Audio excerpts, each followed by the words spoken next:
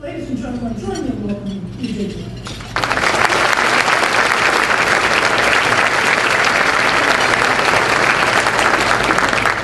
As you can tell, the truly gracious guy here is John Green. That was such a lovely introduction, and I am so happy to be back in Akron. And by the way, what I did say about Buckley is that I hoped that I would be if I could be 5% as effective on behalf of my side as Buckley was on behalf of his, I could claim great victory. One of my favorite Buckley stories, since you opened this up for me, John, is some of you may remember a great writer and activist and socialist called Michael Harrington. He wrote a famous book about poverty in America called The Other America, and he and Buckley were debating once, and Harrington was introduced as America's leading socialist.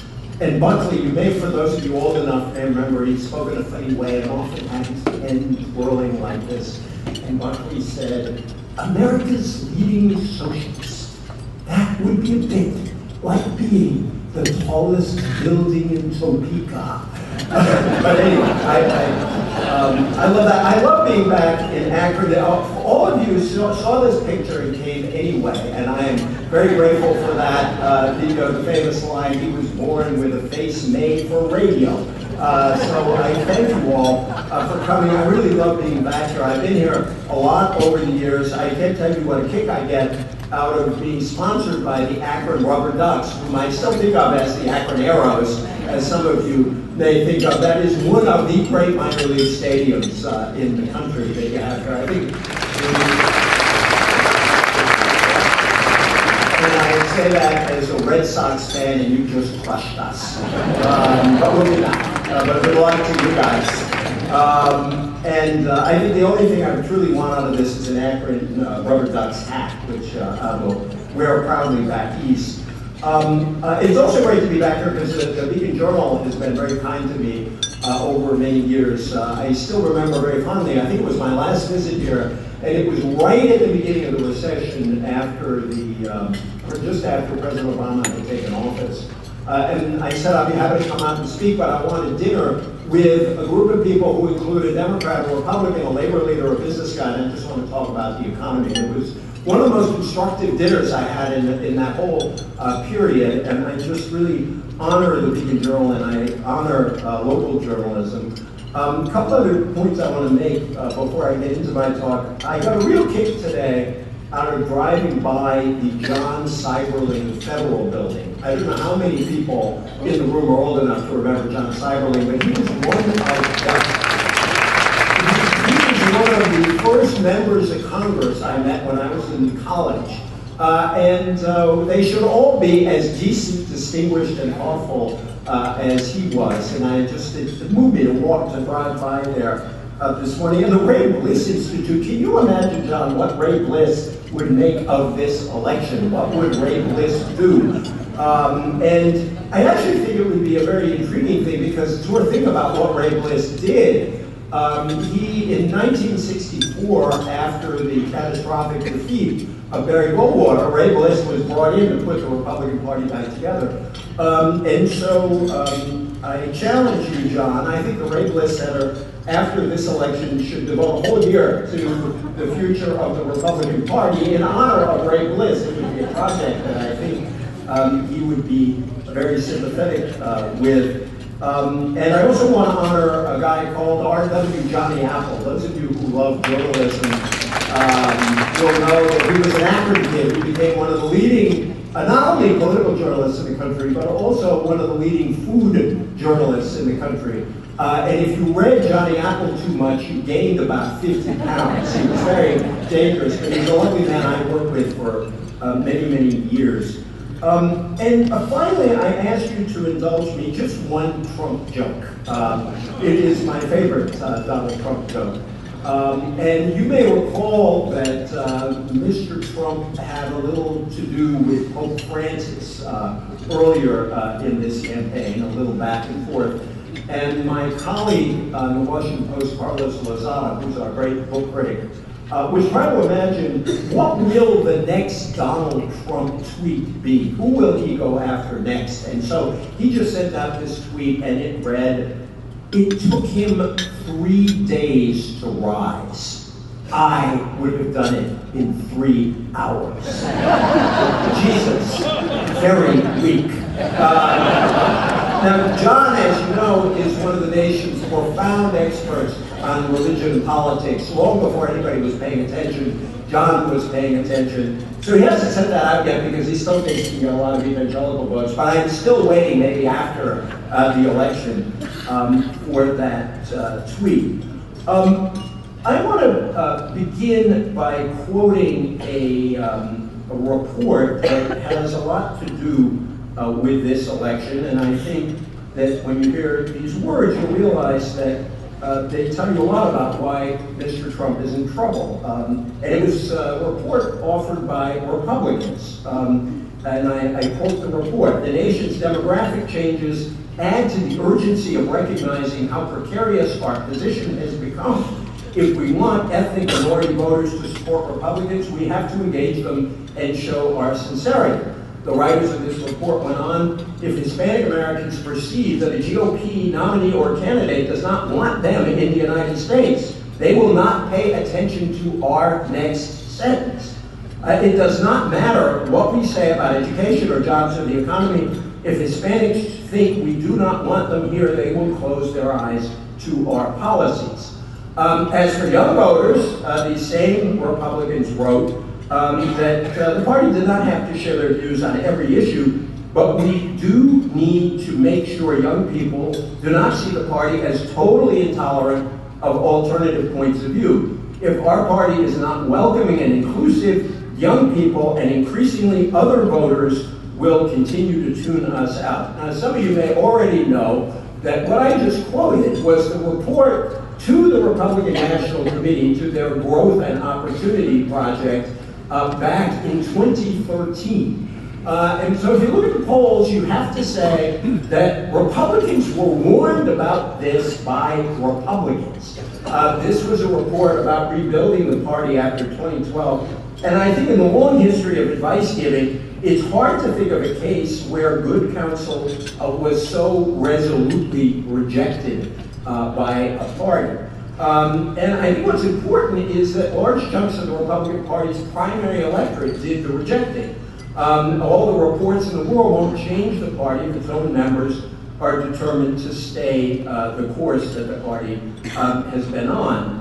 I think it may take a true party-wide catastrophe for the GOP rank and file to come to terms with the United States as it exists now, and not the United States they wish they could call back into being. In my brief talk, I want to do two things. I want to talk just a bit about why I think the Republican Party got to this point, nominated Donald Trump. But then I want to talk a bit about what those of us who think of ourselves as progressive or liberal, how we should respond to this election. I'll do one prediction. My view is that unless between now and Election Day, we repeal both women's suffrage and the remaining parts of the Voting Rights Act, Donald Trump will lose. I just cannot see in these numbers how he puts it back together, and I don't think last night's debate was a turnaround moment for him. Actually, the first half hour was a real relief in a way. I salute Chris Wallace for generating for at least a half hour serious talk about serious issues, but then it went, for Mr. Trump, I think it went downhill from there, and especially when he wouldn't tell us, he's going to leave us in suspense about whether he accepts the legitimacy of this election, which puts his Republican colleagues, most of whom are going to be reelected in the same election, in a very difficult position between now and Election Day. I should also say, and I suspect a lot of you may feel this way, I value every day that I am on this earth, but there are 19 days till this election, and I can't wait till they are over. You know, a lot of people ask journalists, oh, this must be great for you. And, well, sure, it's got its moments of interest, but actually I have enjoyed this election less than any election in my entire lifetime, because I think there's a bitterness to it, a lack of connection to problem solving, which I have to say, candidly, I lay mostly at Mr. Trump's feet, but nonetheless, there's a spirit here that we got to get away from. So I'm just going to talk a bit about how we got here, a bit about what I think, where I think we progressives need to take seriously the Trump rebellion and what to do about it. There's some people in the audience who very kindly read my book, Why the Right Went Wrong. Three broad arguments from that book that I think led us to Trump. The first sentence of the book is the history of contemporary American conservatism is a story of disappointment and betrayal. And what I argue is that since Barry Goldwater in 1964, conservative politicians and Republican politicians have had to make a series of promises they couldn't possibly keep. And that the failure to keep these promises has led to this sense of disappointment, betrayal, and I believe radicalization. In brief, they promised to reduce the size of government, but this was fundamentally impossible because most Americans actually want government to do quite a lot of things. If you think of Social Security and Medicare and roads and bridges and national security, if you think of all the Republican presidents since Goldwater, not Nixon, not Reagan, neither of the Bush presidencies could reduce the size of government to the degree Republicans promised. There's a second promise to roll back the changes of the 1960s, especially the cultural changes of the 1960s. But most of the country does not want to move back. Indeed, majorities of the country want to move further when you look at the course of public opinion on gay marriage and gay rights. And lastly, there's an implicit promise to change the ethnic makeup of the country to roughly what it might have been around 1960 or 1970, essentially before the effect of the 65 Immigration Act. The only way to do that is, as Mr. Trump has said, to deport 11 million people, and it is obvious to most Americans, I think including most Donald Trump supporters, that this is not going to happen, can't happen, and would create enormous problems for us if it did happen. And so I think there was this sense of betrayal, and so I think it's no accident that the two leading Republican candidates in the primaries in terms of votes, God bless your Governor John Kasich, but he's not one of those, two it was either Donald Trump or Ted Cruz, and I think that spoke to this sense of disappointment in the party. I think the second thing that happened to the Republicans is that they have relied for decades on the votes of white working class voters and really delivered no material benefits to those voters. It's not just a liberal like me saying this. Many of you may read, I do with great profit, the columnist Ross Douthat in the New York Times. Ross, a conservative, he wrote a book about 8 years ago with another conservative called Reihan Salam. And he basically said if we Republicans don't deliver some material benefits to white working class voters who support us, we are going to have an explosion. And that explosion is Donald Trump. And if you look at his votes in the Republican primaries, a significant number of those votes came from white working class voters, Republicans without college degrees, and that continues to be his strongest group in the electorate. And I think the third thing the Republican leadership did, certainly throughout the Obama presidency, arguably going back to the Clinton presidency, is that he tried to harness extremism on behalf of its own agenda. There weren't a lot of Republicans screaming at Donald Trump for being a birther. They didn't get impatient with him until he wanted to take over the whole joint. If you look at Mitt Romney, who's been a very brave voice speaking out against Trump in this election, go online and look at Romney's pleasure at being endorsed by Donald Trump back in 2012. The Republicans did not speak out against birtherism. They did not speak out against other expressions of intolerance during the Obama years, even though many of them didn't really share those feelings or views. And the line that has come back to me over and over during this campaign is a great line from John F. Kennedy's inaugural address, where Kennedy said, "He who foolishly rides to power on the back of the tiger ends up inside." And I think that's what's happened to the establishment part of the Republican Party. They kind of were, at best, ambivalent and ambiguous about the rising anger in the party and the willingness of so many Republicans to embrace nativism, and at times outright racism, in this period and didn't push back hard enough, and I think they are reaping a whirlwind in this election. And so Trump did speak to real discontent. He did speak to this sense of disappointment, and there was a force in the Republican Party moving in this direction. And the other thing is that the Republican primary electorate changed radically over the last 30 years. The people who used to vote in Republican primaries included a great many moderates. There were great moderate politicians in this great state of Ohio, great moderate Republican politicians. It used to be a lot of liberal Republicans. I remember, since it makes me old, a guy called Chuck Whalen from Cincinnati, who was a real old-fashioned liberal Republican inside the party. First the liberals went, then the moderates went. And if you look at the makeup of the primary electorate, it is very different even than the primary electorate that nominated George H.W. Bush. And Republicans who have left the party tend to be concentrated in suburban areas. The collar counties around Philadelphia are a good example. Some of the suburban counties here in Ohio are good examples. And so to deal with the changes I think the party needs to make, Republicans have a lot of work to do. And that's why I commend to you, John, you take this all on yourself. Have some great list quotes around the room about what a party actually, an inclusive party actually has to look like, and we can see where we go from there. But I want to close by talking about what we progressives need to do. And I am a liberal who really doesn't like liberal elitism. I don't think liberal elitism ever paved the way for liberal egalitarianism.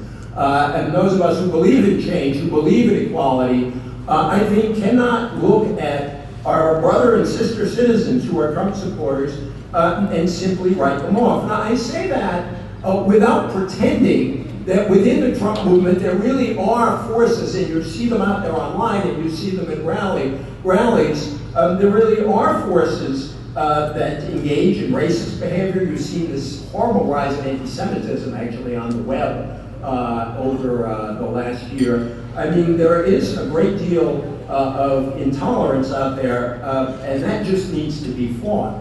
But there is also some real hurt out in the country, and I think particularly those of us, I grew up in an old mill town called Fall River, Massachusetts, and I think those of us who live in or grew up in factory towns and factory cities throughout the Northeast and Midwest realize that the last 30 years have been really tough on a lot of our fellow citizens. If you look at the impact of trade, trade can do great things for our country. America is probably better suited than most countries to deal with trade. We've got a very entrepreneurial economy. We move quickly. We have an extraordinary amount of inventiveness in this country. But trade tends to hurt the least advantaged people in the wealthy countries. Think about it this way. What's happened with globalization and opening up the world economy? We've added, depending on how you want to count, 1 billion to 2 billion people to the global labor market. Just look at China and India and Vietnam and a whole long list of countries. When you add all those people to the labor market, the effect is to bid down wages. And that's what's happened to a lot of Americans, particularly older Americans, particularly Americans outside the big metropolitan areas. And if progressives are not going to be sympathetic to those folks, then they have no business calling themselves progressives, because we are the people who believe in greater equality of opportunity, and also the possibility that hard work should allow people to live a decent life. And so I think grievance one that we really have to deal with is the impact of economic change on a lot of Americans. One of the most chilling reports, that, at least for me, I have read in the last year, is a report that showed rising death rates among older white men in the country. And a lot of it is from opioids, from alcoholism, and also from suicide. A couple of researchers refer to them as despair deaths. Now, we have to care about that, but we also have to remember that these same forces of deindustrialization have been devastating the African American community as well since 1985. If any of you, many of you may not have read this book, but there's a wonderful book by one of the great sociologists of our time, William J. Wilson, and it was a book called When Work Disappears. And it was about the impact of the decline in industrial jobs on our inner cities. One of my dreams is that after this election is over, the working class whites, many of whom are voting for Donald Trump, and African Americans who are going to vote overwhelmingly against Donald Trump, that we have some way of talking across these lines of race again, because these two groups have a lot in common in terms of the changes that we need to make in the country to make our country fairer. So I long, and I think if Hillary Clinton does win, it is a real task of hers to try to bring these groups together. The only other point I'll make, and then I'll close, is that my wife taught me a wonderful term. She just blurted it out one day. It was about somebody who was going back, I think, for their 4th graduate degree.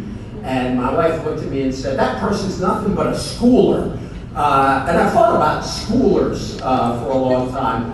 And I think in our public policy debate, we have a lot of schoolers, partly because the people engaged in public policy are people like me who've had a hell of a lot of schooling and really loved school and would stay in as long as we could. That's partly why I'm a professor. It allows you to be in school every day of your life. But, you know, and there is certainly a real insight. It is absolutely true that in this competitive economy, given the decline of traditional blue-collar work, we have, you know, it is absolutely correct that we need to prepare people better for the economy as it exists. We do need better education. We do need more access to both community college and to job training for the jobs that are actually out there. But think about a person who made a bet 30 years ago.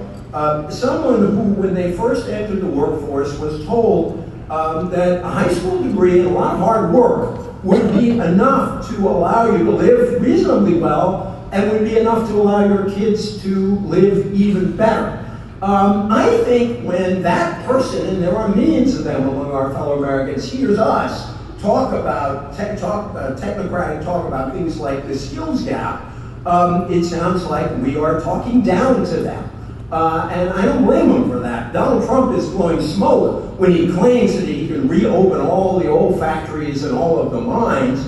But for a lot of these folks, this sounds like a more compassionate way of dealing with them, a more understanding way than those of us who simply keep talking about schooling. So I think we need the policies that help people rise, but I think we need a lot more empathy. I think empathy is something that should know no bounds. That we should empathize with all people who are suffering, whether they are our friends in a particular election, or our enemies. We progressives rightly ask our fellow citizens to empathize with the plight of African Americans, to empathize with African American parents.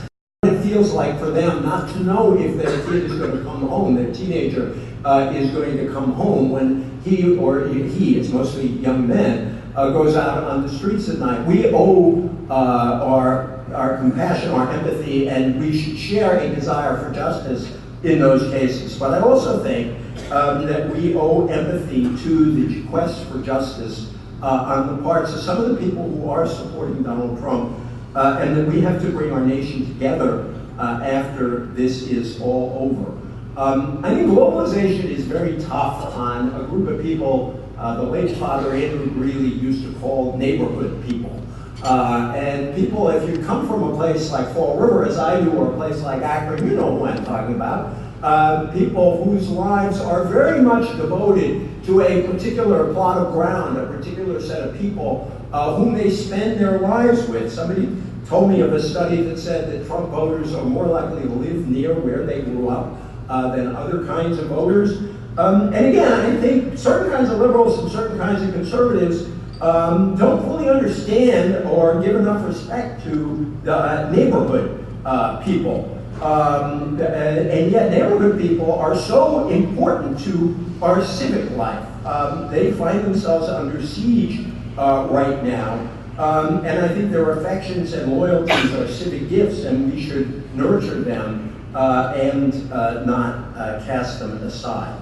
And so since I am in Ohio, and since I will be talking to the Reagan Institute, I want to close with a quote from Dwight Eisenhower. It's one of my favorite quotes from if you read my book on conservatism, I argue that we need to rediscover a new form of Eisenhower conservatism, which is a more moderate form of conservatism that was very fiscally prudent, but also understood there was a role for government in pushing us forward. And by the way, I think of the two great Eisenhower initiatives. One was the interstate highway system, and the other was the National Student Loan Program that allowed a lot of people, including me, to go to college.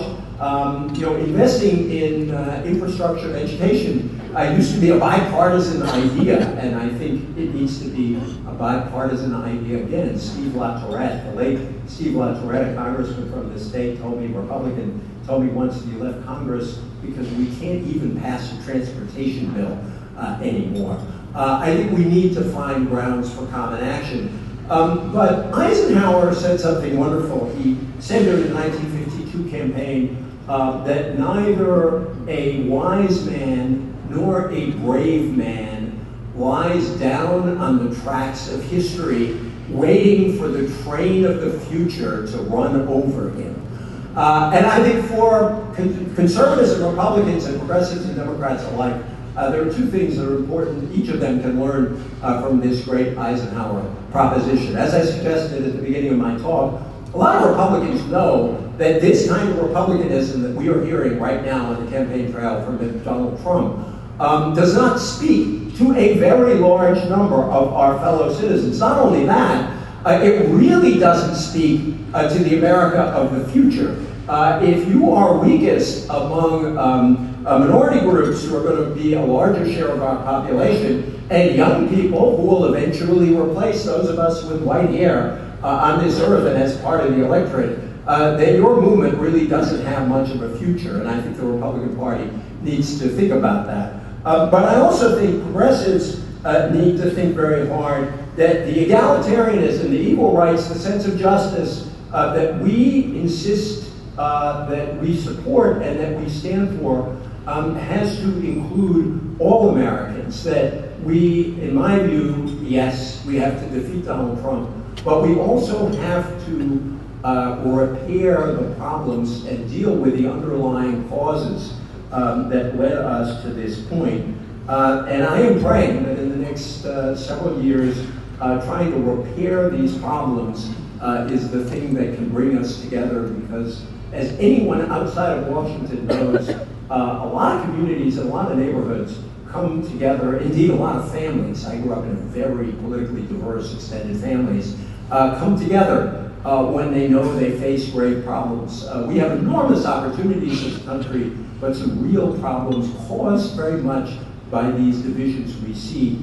And I hope a great heartland place like Ohio can lead us back to dealing with each other with a degree of empathy, compassion, and understanding. Thank you all very much.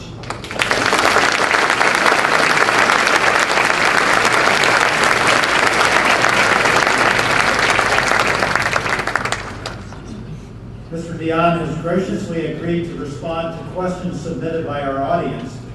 You may still send your questions via your mobile devices using the Asker technology, and instructions for using the Asker can be found in the brochures at your table. You may also submit written questions using the note cards provided at each of your tables. Please raise your cards to be collected, and Karen Lupton, president of the Lupton Group LLC and Akron Roundtable board member, will present your question. Karen? Well, he certainly gave us a lot to think about, and many of you have been thinking as he was talking. I'm going to try to consolidate what many of you are interested in knowing. No one would have thought 4 years ago when we had Mitt Romney against Obama. And what we're asking, what you're interested in knowing, and we'd like EJ to comment upon, is looking to the fall of 2020. Who will the Republicans put forward? How will they get over where we are now? asking, if you look at the track record of political pundits over the last year and a half, asking somebody like me to answer that question, I can't even think of the right metaphor, but you probably shouldn't have any confidence in the answer I'm about to give. But here's a few things. I have been trying to puzzle that out myself. And let me just say something prior to my answer.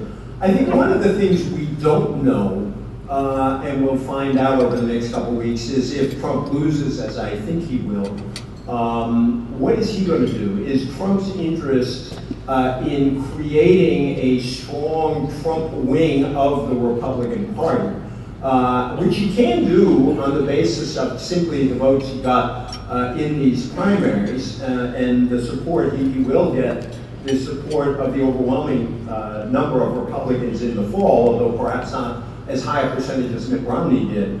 So does he want to do that, or does he want to split the party? Do he and Steve Bannon of Breitbart want to create a party to the right of the Republican Party? If you look at Bannon and Trump both, they have praised not the Conservative Party in the United Kingdom, but the UK Independence Party in the United Kingdom, which is the party to the right of the Conservatives who pushed hard and successfully for Brexit. So I think part of the answer to that question will lie in what do Trump, Bannon, and others around that campaign want to do. I don't know the answer to this. Like many people, I think Paul Ryan would like to run for president, and I think being Speaker of the House in the next 2 to 4 years is about the worst place to run for president. I think when you look at what Ryan confronts when he gets back, there may be enough. My sense about the congressional elections is Democrats have a decent chance of taking the Senate. It hangs on several races that are very close, but I think they start out with victories in Wisconsin and Illinois, probably win Indiana. If Hillary Clinton wins, they need 4 seats. Pennsylvania or New Hampshire are likely one of those. Those are close. They have to hang on to Nevada, the only seat they have up for grabs. And then they're doing surprisingly well in North Carolina and Missouri. So you'd probably say there's a slight tilt in this election toward the Democrats taking the Senate. But many of these races could be very close, and you could if you predicted that, you could be wrong only because of about a handful of 1,000 votes in each of those states. The House is likely to stay Republican, although they, for the first time, given Trump's standing in the polls, you have a lot of Republicans actually worried about the possibility of losing the House. The number of seats they are likely to lose has certainly gone up in people's calculations. And this, if the Republicans hold the House but lose, say, 15, 20, 25 seats, I think this creates an even bigger governing problem for Paul Ryan, because the Republicans likely to lose are the more moderate sort of Republicans, or moderate conservative sorts of Republicans in suburban areas. The Republicans who almost certainly won't lose are the fairly hardcore Freedom Caucus Republicans on the right end of the party who are in very safe districts. So managing that caucus could be more difficult for Ryan. I'll tell you 2 people I am watching because I think what they did in this campaign puts them on very different trajectories. They're both young members of the Senate class of 2014. One is Tom Cotton, a young former Iraq vet who's been ardently pro-Trump. The other is Ben Sasse, a young and actually quite brilliant former university president who was so anti-Trump that he went to Iowa. This is where I met him, and campaigned for every Republican candidate who was running against Trump. And he told the people of Iowa, I don't care who you vote for, just don't vote for Donald Trump, because he's a threat to our values. And he's very religious, very conservative. These are 2 people who on paper, if you looked at it in 2014, you'd say, these are the same kind of very conservative young Republicans, and yet they took very different paths. And so one of the things I'm going to be following closely is what happens to Tom Cotton, the Trump guy, and what happens to Ben Sasse, the anti-Trump guy, because I think that could tell us a lot about the future of the Republican Party. Beyond that, I think you know all of the potential names that are out there, but those are the two I offer you to follow. And who knows, maybe and sometimes I've always wondered if Rob Portman wanted to be president, but you can tell me about that. Thank you for bringing up Rob Portman. It goes well with my next question. It seems that... We are colluding, Right. Actually, he gave me the questions he wanted me to ask, and I just put them in a pile back there. So the question is, it seems that Trump, recently, the red states are shifting blue. And it seems like the tendency is that many times the people are feeling that what used to be a sure win for the GOP is not anymore, and of course it's probably may go to Hillary. And then you have Ohio, which still seems to be up in the air and which still seems to have a very strong Trump support. So the question for you is, why Ohio, which has always been a bellwether, so to speak, number one, and number two, why did Governor Kasich's candidacy not resonate more with the voters? Thank you. Just on the questions, by the way, I did say to Karen that I like hostile questions because I grew up in a very, as I said, politically diverse extended family, and I had a dear uncle who I was very close to, particularly after my dad died. But we spent 35 years arguing about politics, and fiercely. And when he died, his kids, my cousins, were very kind enough to ask me to give a eulogy. And in the middle of the eulogy, I made a point of quoting Richard Nixon. And it was a Nixon quote I actually liked that he drew from Teddy Roosevelt about the man in the arena. And I said, this is a great description of Uncle Ray. But the real reason I quoted it is because I was hoping that if he heard me quoting Richard Nixon, he would rise up out of his casket just to say, I knew you'd be quoting Richard Nixon someday. So I welcome dissent on these matters. In this election, it is quite remarkable that if you want to see whether a state is competitive or not, or whether a state is moving or not, you really need two pieces of data. One is that they're really overlapping pieces of data, but it's essentially the percentage of the voting population that is white and non-college educated, meaning people without college degrees. The other piece of data is the percentage of the state's population that is African American, Latino, Asian American, non-white. Basically, combine those two together. And if you look at the data, two states that have, even while the country seemed to be moving Clinton's way, that have stayed relatively solid, or at least where Trump has been very much in the running, are Iowa and Ohio. And Iowa and Ohio score relatively high on both of those measures on the Trump side of the equation. So I think that the demographics alone tell us a lot about why Ohio is still more competitive on that side. Still more competitive for Trump. I think that even Ohio has been starting to move away from Trump in recent days, and we will in recent weeks. And again, that's the other side of it, which is if there is a high African American turnout in Cleveland and Akron and elsewhere, and if Trump continues to lose ground among educated, college-educated voters, many of whom usually vote Republican, many college-educated women who usually vote Republican, or just can't get themselves to vote for Trump. And so some of it will hang on whether some of those Republican voters can actually vote for Clinton, or whether they cast votes for third-party candidates, or whether they don't show up. I think one of the fears that the Republican Party has nationally is some share of their electorate simply won't show up because they are so turned off by Trump, and that could endanger them down the ticket. And what was the other part was about Kasich.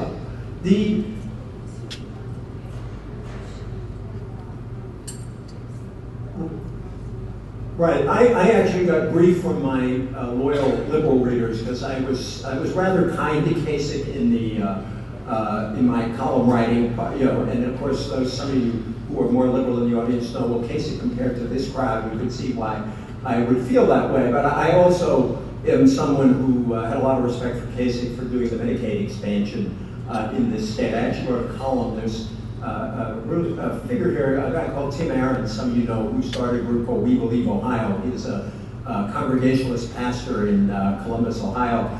And during the Medicaid fight, I was interviewing Tim, and he had been a very, he's a sharp critic of Governor Kasich. I think he organized a counter-inauguration when he first came into office, but he was talking about Kasich in the, during the Medicaid fight. He was saying all these nice things about Kasich. I'm sitting in this beautiful pastor's office in the old downtown Congregational Church in Columbus. And he's saying all these nice things about Kasich, and he stops himself and he says, I can't believe I'm saying all these nice things about John Kasich. And I think that story actually tells you what his problem was in the Republican primaries, because a lot of Republicans were not about to embrace a candidate who had embraced this part of Obamacare in his state. He actually, in many ways, Kasich ran better than you would have expected given where the Republican Party was. He did run second in New Hampshire. But the number of Republicans who are moderate conservatives, let alone conservatives, has really shrunk over the years as a percentage of their primary electorate. And so, you know, on the one hand, he was one of the last three standing, which is a significant thing. I think a very significant achievement, but I think his positioning was still too much to the left. I know, again, for liberals to put Kasich on the left is a questionable act. But I think that tells you about something that's happened in the Republican Party. And Kasich talked about it himself. He was a Gingrich firebrand in Congress when he went to Congress in the 90s, and now he's viewed as some kind of moderate. And I think that tells you something about the trajectory of the party. I do love a Kasich line, which there's one Kasich line I treasure during that Medicaid fight, some of you may remember, where he said, when you die and go to heaven, St. Peter won't ask you whether you balance your budget, he'll ask you what you did for the least of these. This is a great Christian sentiment, but it doesn't necessarily go down well with parts of the Christian right at this particular moment. Sounds like Kasich ran a better general election campaign in the primary than perhaps he meant to. The audience wants to know, we're getting short on time, so I'm down to my last two questions. Lots of great questions here today and consolidating some of them. The audience wants to know the role of the media in this election, and I know that's a whole bunch of topic. 60% of Americans mistrust the mainstream media, think that there's an agenda going on here, and they're interested in knowing whether you can address that and talk about how Americans should regain their trust in the media. Thank you. I'm a media critic, so just so you know, and I'm part of the media. I just want to say, I told Karen's a lawyer, my wife is a lawyer, and I always say to my wife that I'm grateful that she is a lawyer, because when they do rankings of respect for professions, sometimes the lawyers knock us out of last place, out of the cellar. So I love lawyers, both very specifically and generally. You know, so there's a real problem. I think the media will have a whole lot to answer for after this election is over. And it's odd because you have Trump running against the media that made him, helped make him in this election. I think the group of Americans who have the biggest reason to protest the media are Republicans, but not for the reasons Trump is saying. If you go back into the primaries and look at the amount of unmediated free time Donald Trump got compared to every other Republican candidate, it's astonishing. It's, you know, by ratios of 8 or 10 to 1. I have the numbers somewhere, but it's extraordinary. Trump compared to Cruz, compared to Jeb Bush, compared to Marco Rubio. I remember one day we were in our kitchen, and we had a little TV in the kitchen, and I had a cable news network on, and there was a live Trump speech. And I said to myself, I don't want to watch a live Trump speech, so I switched to another cable network. And it was exactly the same live Trump speech. And I turned to my wife and I said, what do we have in our country right now? Trump state television? There is something, and so I think there's a lot to answer for. And there was a network executive who actually said Trump may not be good for the country, but he's sure good for our ratings. And that's very disturbing. And yes, Trump is very shrewd about going after weaknesses of people and systems. And I think he was very shrewd in seeing the weakness of the television media system at this particular time. Then there is there's a whole issue of liberal bias in the media. And I'm a liberal columnist, so I'm kind of out of this. I'm paid to be a liberal, so in a way. But we're talking about the reporters who are not opinion writers. I always love to tell the story. In 2000, I showed up at 3 in the morning for a George W. Bush rally in Michigan. It was the night of the South Carolina primary, and there's a wonderful Republican character called Pete Secchia, whom I got to know in Republican politics back when I was a nonpartisan reporter. He'd been the first President Bush made him ambassador to Italy. And we see each other at 3 in the morning at this Bush before Bush gets there, and we greet each other very warmly because we've had a good time together talking politics. And then he looked at me and said, you used to be so reasonable, and now you're some kind of communist. What happened to you? And of course, what I told him is, back then I was a reporter living by a different set of rules. You just didn't realize how fair I was being to you back in those days, because these have always been my views. So I think there still is a very strong ethic of fairness, and I think you've seen people, for my taste as a liberal, going almost too far out of their way to avoid criticism of Trump. On the other hand, Trump, when a candidate actually lies as frequently as Trump does, and I use that word lightly, but look this morning at what PolitiFact found on the debate. And 67, 2/3 of the statements that Clinton made that were challenged turned out to be true. About 3/4 of the statements Trump made that were challenged turned out to be false. And and also I think Trump should have gotten more scrutiny earlier. Again, if I'm a Republican in this, if you are an anti-Trump Republican in this audience, the thing you should be mad at the media about is some of this stuff should have come out during the primaries. You wonder, and there is the product of not taking Trump as seriously as we all should have. And that's the last point, just to get it off the media. So to get it off the media, I think Republicans made the same mistake, that Trump's nomination is a kind of tragedy of the commons, which is every other Republican candidate had an interest in defeating Donald Trump. But none of them wanted to be the person to move against him because of one of two things. Either they thought Trump would fail and they could inherit Trump's vote. So Ted Cruz said wonderfully warm things about Donald Trump until the day Donald Trump started calling him Lion Ted. Or they were like Jeb Bush, who wanted to be the last man standing against Donald Trump, and so he spent more energy attacking, say, Marco Rubio than he did Trump. And before the Republicans realized what was happening to them, it was too late, and Trump had established himself. And the nature of the campaign also sets the frame for the media in many ways. And so I blame us more than I blame any of the candidates, but I also think that played the way in which Republicans chose to deal with Trump played a role as well. I sense this might be EJ's next book. And we're running short on time, so I'm going to ask the last very important question from the audience. Obviously, we all know that EJ is a very liberal columnist, a very liberal person, so nobody here is going to confuse him with George Will.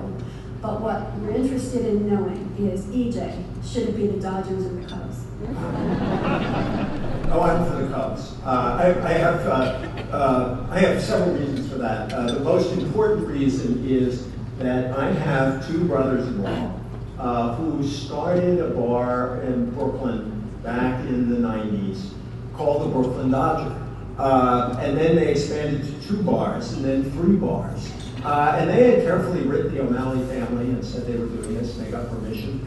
And then the Dodgers realized they had not protected their trademarks and turned around and sued my brothers-in-law.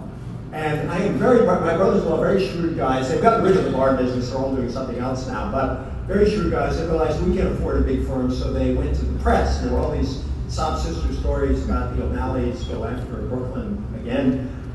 Anyway, they got a great lawyer, the volunteer, a Brooklyn guy, and my brothers-in-law beat the Los Angeles Dodgers in Major League Baseball, so I want the Cubs to beat the Dodgers.